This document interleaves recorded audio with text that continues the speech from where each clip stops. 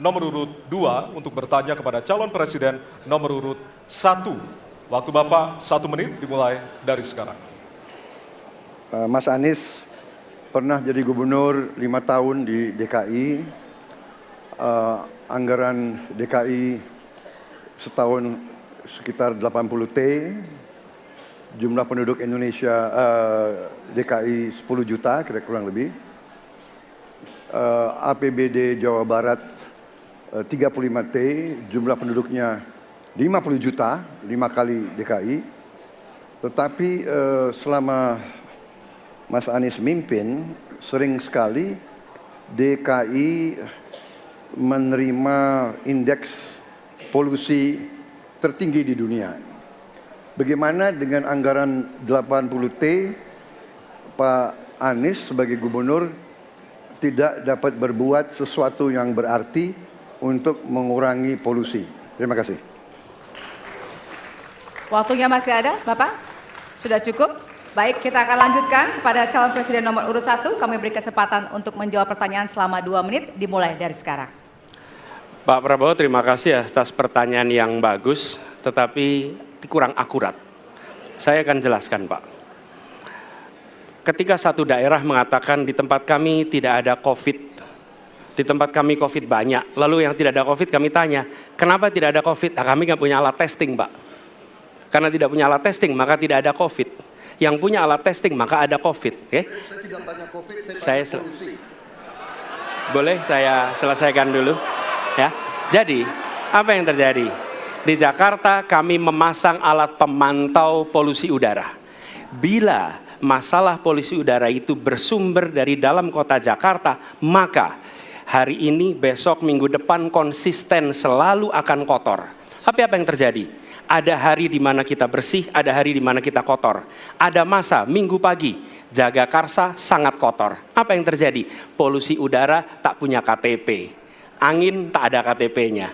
Angin itu bergerak dari sana sini. Ketika polutan yang muncul dari pembangkit listrik, tenaga uap, mengalir ke Jakarta, maka Jakarta punya indikator, karena itu Jakarta mengatakan ada polusi udara. Ketika anginnya bergerak ke arah Lampung, ke arah Sumatera, ke arah Laut Jawa, di sana tidak ada alat monitor, maka tidak muncul. Dan Jakarta pada saat itu bersih. Kalau problemnya dari dalam kota saja, maka konsisten tiap waktu. Ya, kita punya masalah polusi.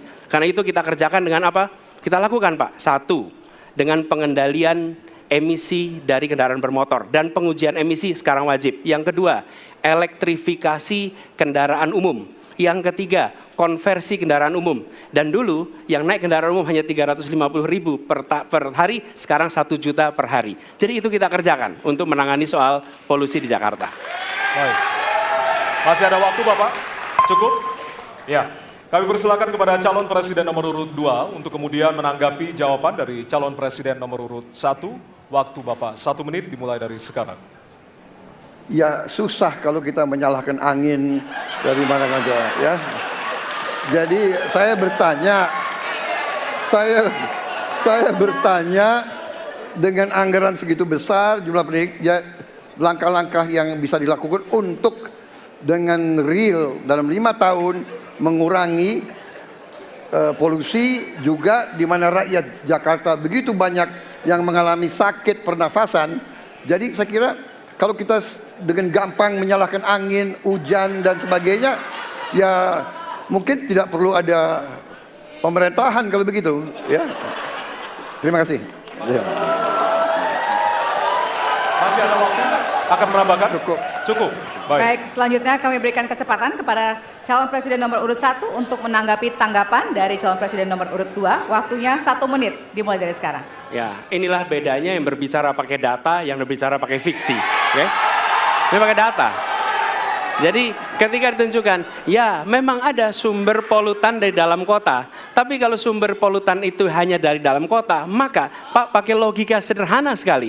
Jumlah motor dari hari ke hari sama, jumlah mobil dari hari ke hari sama. Maka harusnya angka polusinya sama setiap waktu. Betul tidak? Tapi jumlah motor sama, jumlah mobil sama, ada kita sangat polusi.